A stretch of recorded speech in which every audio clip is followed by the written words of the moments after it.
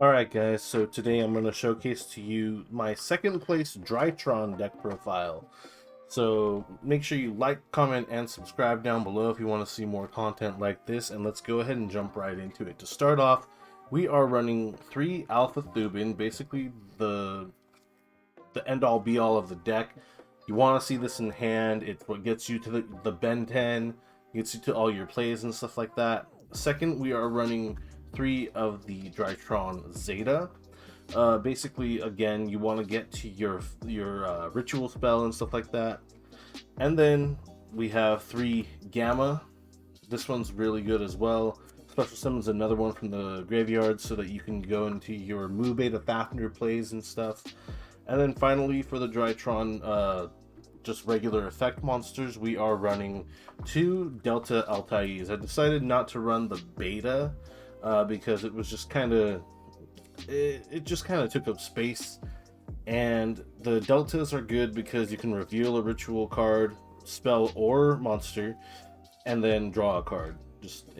Generally a really good card.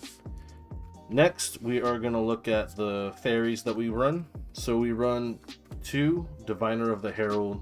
This card is incredibly powerful.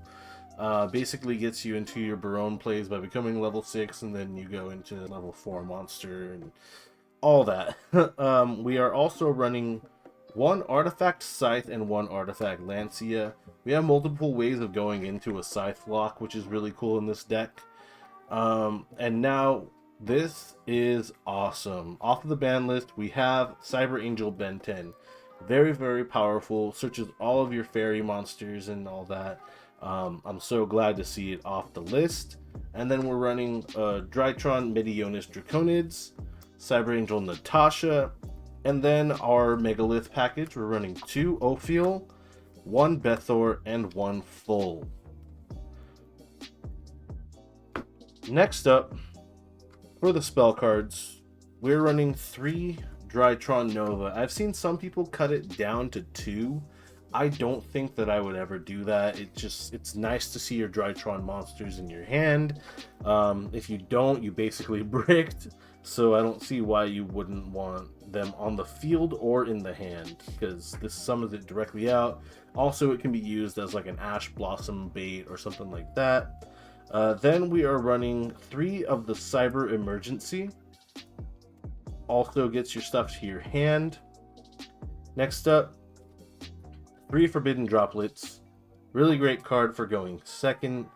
Really great card for going first too. It's just a great card. Then we are running the outs to Mystic Mine, our Cosmic Cyclones. Our 1 of for the Medionis Drytron. I probably should have been running a second one, honestly.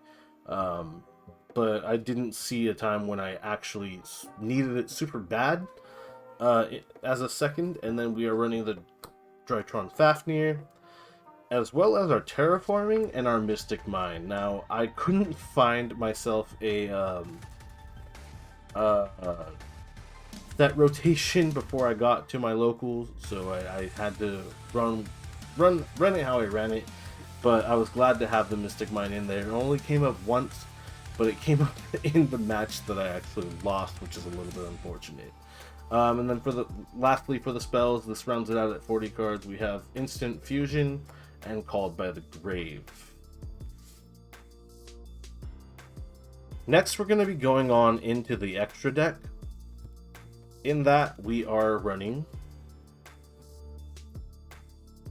Elder Entity Entis and Millennium Eyes Restrict as our 2 fusion monsters. This you bring out with Instant Fusion, and then this, it actually can be sent to the graveyard by the Diviner of the Herald to pop a card on your opponent's side of the field. This is the other Diviner of Herald target, basically. This is the main one because it's part of your combos and stuff like that. We're also running Baronne de Fleur in this build. I mean, I'm pretty sure every Drytron deck runs this. We also have 2 Moo Beta Fafnir, 1 Doubter Magician, and 1 Zeus. This package is great. We also have the Beatrice in order to get our stuff into the graveyard. It's really nice to be able to get your Artifact Scythe into the grave. Pretty cool. And then This is also for artifact set. The Dragonlark Pyren. You're able to bring artifact scythe from your graveyard to your side of the field on your opponent's turn without actually using scythe's own effect, which is really cool. Lastly, for the Link monsters, we have a Relinquished Anima, Dagda, Nightmare Unicorn, Zogang Kodensprecher. I know Ikorion's probably gonna murder me for my pronunciation of that name, but our Access Code Talker, and then Apollosa, Bow of the Goddess, to round off the 15 card extra deck. Lastly, we have our side deck.